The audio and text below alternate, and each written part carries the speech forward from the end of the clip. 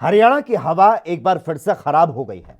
बढ़ते प्रदूषण को कम करने के लिए राज्य सरकार क्या कुछ प्रयास कर रही है, इस पर स्टेट पॉल्यूशन कंट्रोल बोर्ड की चेयरमैन डॉक्टर सुमिता मिश्रा ने एएनबी न्यूज से खास बातचीत की।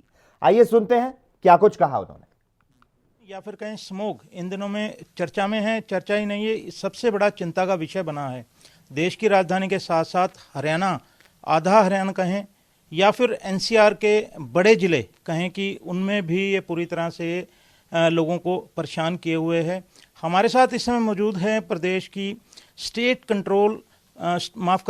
पोल्यूशन कंट्रोल बोर्ड की चेयरमैन और कृषि विभाग की अतिरिक्त मुख्य सचिव डॉक्टर स्मिता मिश्रा। उनसे हम जानेंगे कि क्या उपाय जो हैं इससे मुक्ति के लिए किए जा रहे हैं। नमस्कार मैम। मैम ये बताएं कि इन दिनों में, क्योंकि हर साल ऐसा कई सालों से हो रहा है, स्मोक जो है फिर ज़्यादा एक बड़ा विषय बना है। इससे जो ख़त्म करने के लिए, इसके प्रभाव को समाप्त करने के लिए क्या क्या कदम उठाए जा रहे हैं? देखिए, सबसे पहले तो ये सुप्रीम कोर्ट ने भी कहा है कि हमें पूरे साल भर में इसको देखना है, ना केवल जब ये एकदम से एक आपदा की स्थिति में पहुंच जाती है, क्राइसिस बन जाती है। और पूरे साल में देखने का मतलब है कि हम क्लीन फ्यूल पे शिफ्ट करें, क्लीन एनर्जी पे जाएं और क्लीन या ग्रीन लाइफस्टाइल पे जाएं। आई मीन तीन अगर बड़ी चीज़ें देखी जाए तो जैसे वेदर इट इज़ कि पुरानी गाड़ियां या डीजल व्हीकल्स या ट्रैफिक मैनेजमेंट या मैस रैपिड ट्रांसपोर्ट सिस्टम्स, इन सबको अपनाने की ज़रूरत है। हमारे जो पावर प्लांट्स हैं उन्हें क्लीन कोल पे शिफ्ट करने की ज़रूरत है। और मुझे खुशी है कि अब इन सभी चीज़ों को एक कॉम्प्रिहेंसिव होलिस्टिक ढंग से देखा जा रहा है, जो मौके की ज़रूरत है। अभी तक तो ये था कि बस आप एक महीने को ये किसानों ने पराली जला के सारी हवा खराब कर दी है। पहले हुआ कि दिवाली की वजह से, दिवाली में पटाखे बंद हो गए, हवा तो ठीक नहीं हुई, ठीक है ना।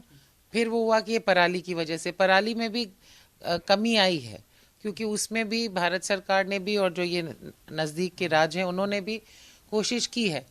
और देखिए, जहाँ कहीं भी बिहेवियर चेंज इन्वॉल्व है तो वो केवल किसी चीज़ को बैन करने से नहीं बदलने वाला है।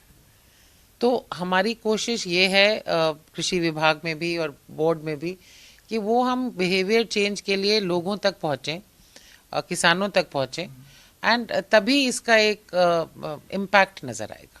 पुलिस को और ट्रांसपोर्ट विभाग को निर्देश दिए गए हैं ओल्ड व्हीकल्स के मामले में। ये क्योंकि लोगों से जुड़ा मामला है और ज़्यादातर मैंने देखा है कि जो हमारे एनसीआर के इलाके हैं या देहात के इलाके हैं वहाँ पर ज़्यादा पुराने वाहन चलते हैं। थोड़ा सा लोगों के लिए बताएं कि कितने वर्ष पुराने डीजल और पेट्रोल के जो वाहन हैं उन पर प्रतिबंध लगेगा और कब से ये एकदम स्ट्रिक्टली जो है एनफोर्स करेंगे आप लोग? ये तो खैर आप ही बता सकते हैं, जो ऑलरेडी गाइडलाइंस हैं 15 साल वाली। अभी हमने ऐसा कोई क्रैकडाउन नहीं किया, बट डेफिनेटली कहा है कि जो एनसीआर के ज़िले हैं उनमें इसको रैंप अप करें, उनमें इस पे फोकस करें। और डेफिनेट जो मैं बात कर रही हूँ पॉलिसी की, नॉर्मली जिन देशों में भी पुरानी व्हीकल्स को फेज आउट करने का काम सफल हुआ है, वहाँ पे लोगों को कुछ एक कैशबैक या बायबैक का ऑप्शन बिल्ट इन किया गया है। That is my personal view also.